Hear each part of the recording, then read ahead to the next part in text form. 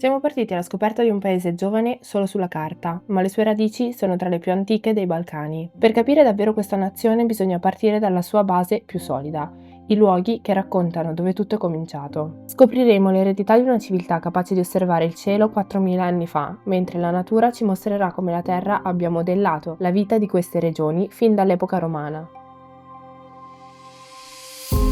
Guideremo fino ai monasteri che ci sveleranno la continuità spirituale che ha attraversato imperi, religioni e invasioni, nella stessa città dove si racconta la lotta per la libertà che ha segnato il Novecento macedone. E poi passeggeremo per una città cosmopolita e diplomatica, dove convivevano lingue, culture e comunità diverse. Questi luoghi ci aiutano a capire che questo che stiamo per visitare non è solo uno stato moderno, ma un territorio che porta sulle spalle una storia profondissima e sorprendentemente stratificata.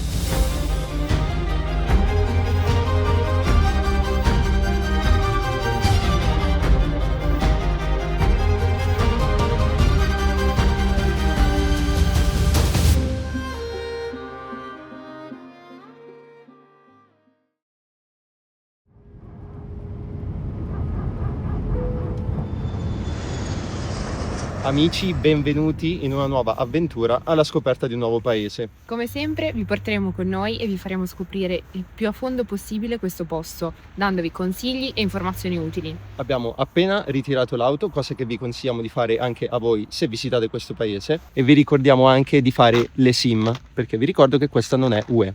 Ora è 00:15, quindi ce ne andiamo. Sicuramente la Macedonia ci ha accolto con il clima tipico che ci si aspetta di trovare nell'est dell'Europa. Pioggia e freddo. Già dai primi chilometri abbiamo visto come l'ambiente e l'architettura fosse completamente diverso. Una gestione molto creativa dei cavi elettrici e molte case fatiscenti.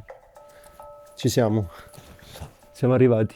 Dall'aeroporto ci abbiamo messo circa una mezz'oretta e bisogna fare l'autostrada e si paga in cash perché le carte sono delle carte macedoni, noi non possiamo pagare con la nostra carta, quindi non fate come noi che abbiamo sbagliato entrata e poi siamo dovuti tornare indietro per pagare appunto cash. Però ecco, solo cash. Stasera dormiamo a Kumanovo e l'hotel si chiama Kokino Winery. Ancora non vi abbiamo detto dove siamo, ma chi di voi lo conosce sicuramente lo avrà capito. E ancora non ve lo diciamo, ci vediamo domattina.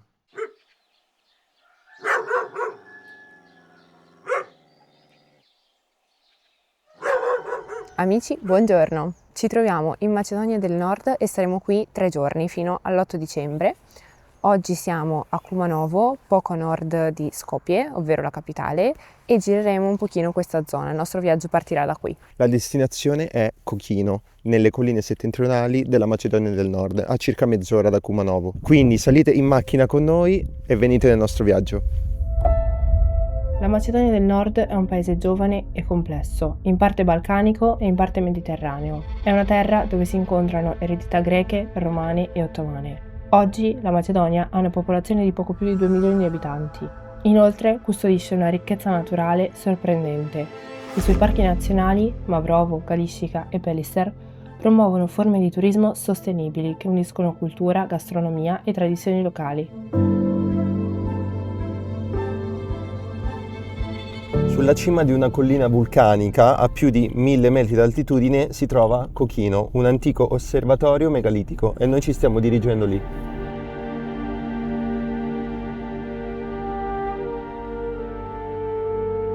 Ci troviamo nell'est della Macedonia, una regione poco visitata. La collina di Kokino è uno dei siti archeo-astronomici più antichi d'Europa. Per arrivare qui è necessario avere un mezzo proprio perché non ci sono collegamenti pubblici. L'area archeologica ospita 2 piattaforme principali collegate da un breve percorso. Le rocce sono di andesite e furono scolpite dall'uomo 3000 anni fa, infatti questo era un osservatorio naturale. Le fenditure e le linee scolpite nelle rocce indicavano il punto esatto in cui il sole sorgeva nei giorni di equinozio e solstizio. Queste osservazioni servivano a scandire il tempo agricolo, ovvero seminare, raccogliere e seguire i cicli della natura.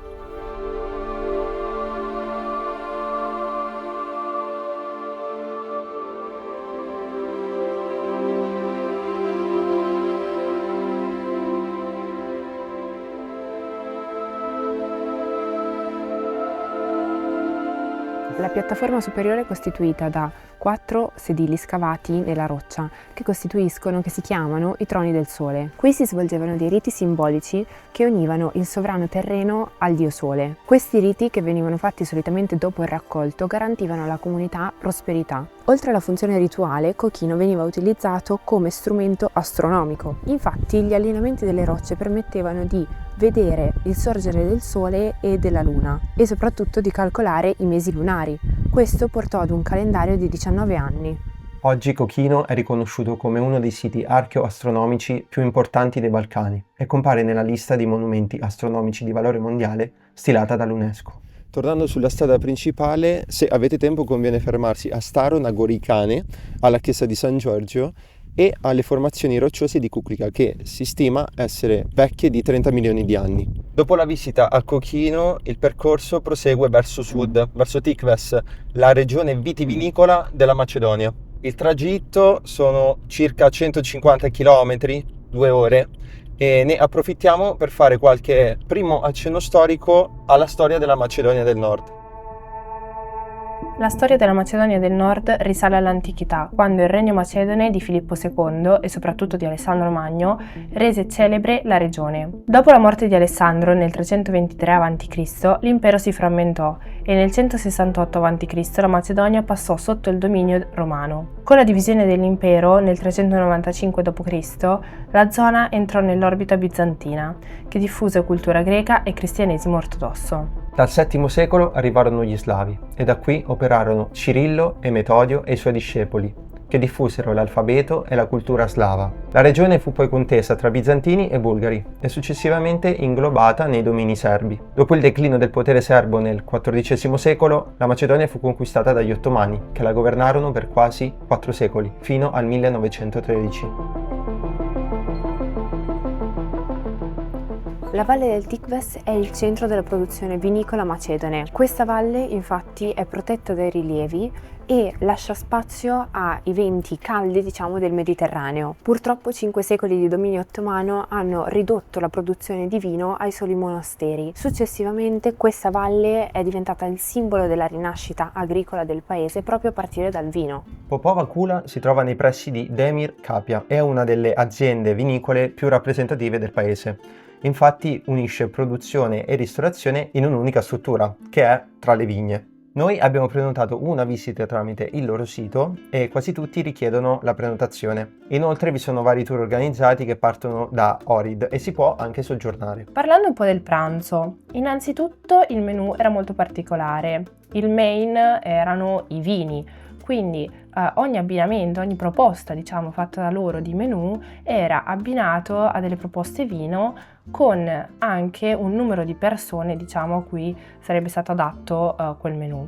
Noi abbiamo scelto di prendere un piatto di salumi e formaggi misti tipici della zona. Il formaggio che ci ha stupito di più è stata una feta che aveva della muffa e sembrava un gorgonzola delle nostre parti. A seguire ci siamo fatti un pochino consigliare e ci hanno consigliato delle costine di maiale con delle patate, verdure di contorno e un pollo con 4 formaggi che io ho inteso in modo errato, pensavo fosse dei bocconcini di pollo con a fianco dei formaggi, invece era proprio un pollo ai 4 formaggi. Vi segnalo che come vini abbiamo preso con l'antipasto 2 calici di bianco, Zilavska, invece con i main abbiamo preso 2 calici di Stanushika Rosé, che è un vino autoctono del posto e proprio di questa cantina. Oltre alla Stanushika vi segnaliamo che la varietà più diffusa di rosso è il Branak, che in realtà è diffuso in tutta l'area balcanica. In generale possiamo dire che la regione di Tikves rappresenta oggi il cuore pulsante della viticoltura macedone.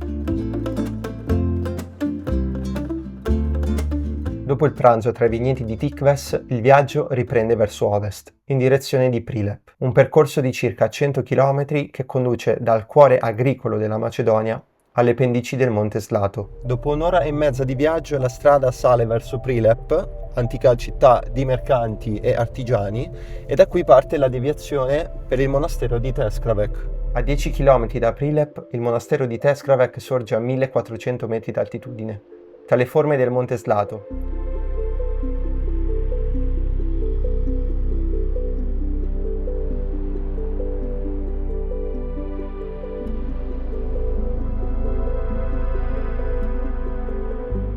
Il complesso di Treskavek risale al XIII secolo e fu un importante centro culturale della Chiesa ortodossa macedone. La chiesa principale fu ricostruita nel XIV secolo e fu costruita proprio sulle basi di una basilica paleocristiana risalente al VI secolo d.C. Purtroppo il monastero è chiuso, è in ristrutturazione, però vi diamo qualche informazione. Gli affreschi di questo monastero sono i più importanti del periodo bizantino tardivo e questo ci introduce un po' a parlare della religione in Macedonia del Nord. La maggioranza della popolazione appartiene alla Chiesa cristiana ortodossa, mentre c'è anche una buona percentuale di fede musulmana tra turchi e albanesi. Esistono anche piccole comunità ebraiche ed è vivo il ricordo della Shoah che portò via 7.000 persone.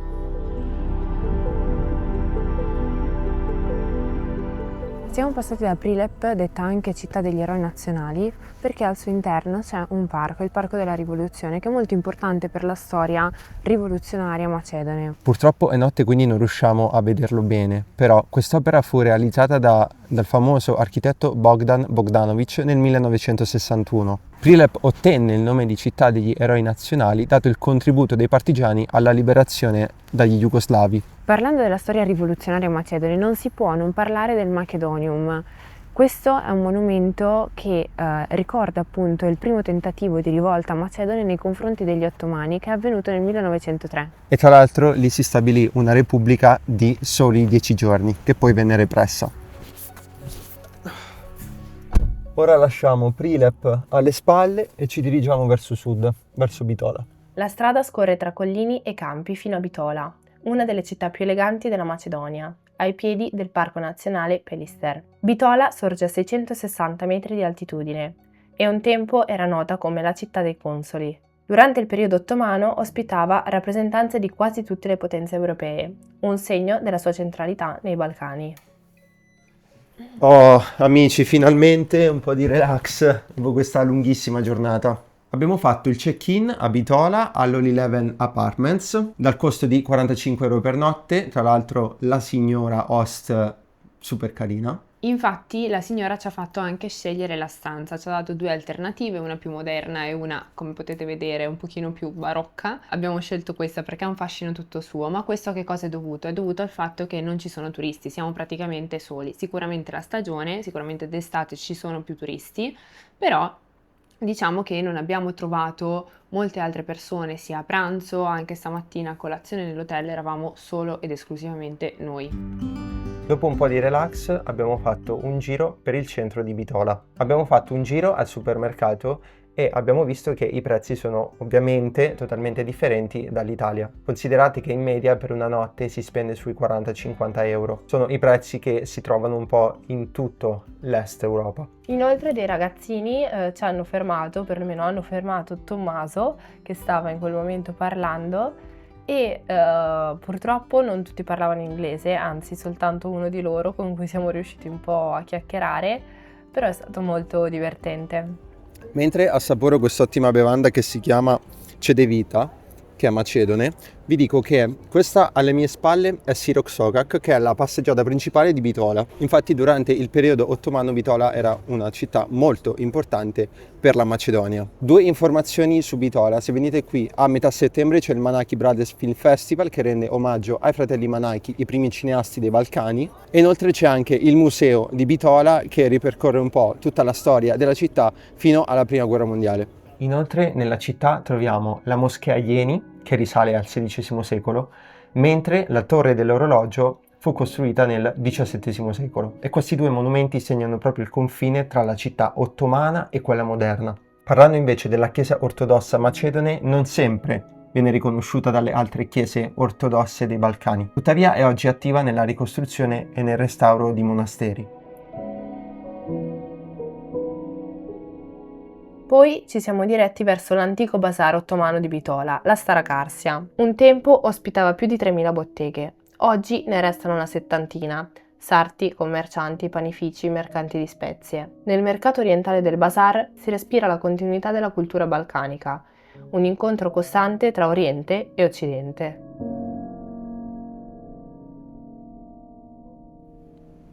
Ora ci dirigiamo a cena in un posto in centro a Bitola che sembra molto interessante, a prezzi super onesti. Il posto si chiama Mickey House Burger e fanno hamburger, pita, capiremo. Parlando un po' della cena, questo posto aveva pochi piatti a disposizione, ma dal nostro punto di vista particolarmente buoni. Abbiamo preso 2 cheeseburger, entrambi con le patatine, che ce li hanno serviti aperti, con le patatine all'interno e sopra le salse. In 2 abbiamo speso 8 euro. Inoltre una nota di merito è che la carne non era un patty molto sottile, anzi erano 2 etti di carne per panino particolarmente spessa. Questo per dire che il prezzo basso non era dovuto a pochi ingredienti all'interno. Dopo questa lunghissima giornata e questa cena concludiamo la nostra giornata con una passeggiatina su Siroc Sokak, particolarmente animata.